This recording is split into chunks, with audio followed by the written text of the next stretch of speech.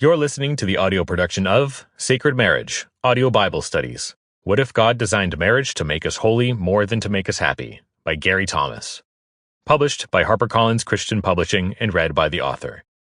These audio studies are a unique learning experience. Unlike a traditional audiobook's direct narration of a book's text, this production includes high-quality live recordings that cover the important points from each chapter, as well as relevant material from other sources.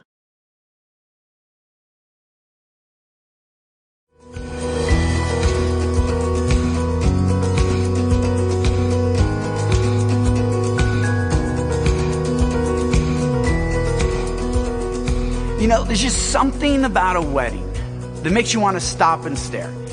I know when I'm out with my family and we see a wedding taking place, maybe it's at a park, on a beach, or you're walking by a church, we often pause and just soak it all in because it's a happy day. Rice is being thrown. People are slapping each other on the back. You hear jokes and laughter. It's just a really happy moment.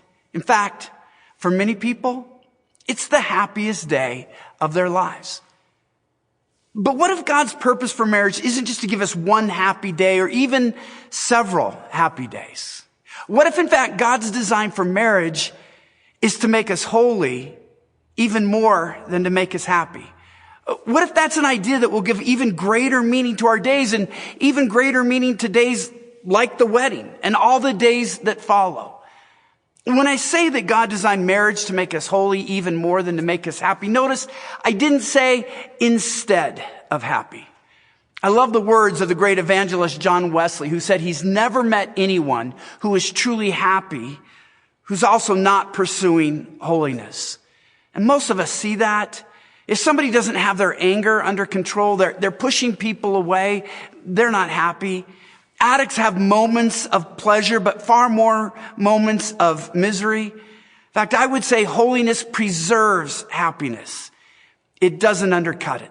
So when I say that God designed marriage to make us holy even more than to make us happy, we could say that holiness is the pathway to the happiest of marriages.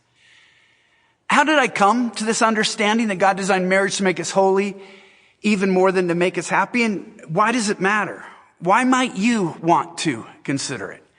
Let me go back to talk about my own marriage. In middle school, just as we were going up to high school, they had, and I think it was in the school newspaper or something at the end of the year, the typical Hall of Fame pictures. And there was the most popular, and I certainly wasn't under that, most likely to succeed, not a chance, most athletic, in my dreams. But if you look carefully, there would be Sample complete.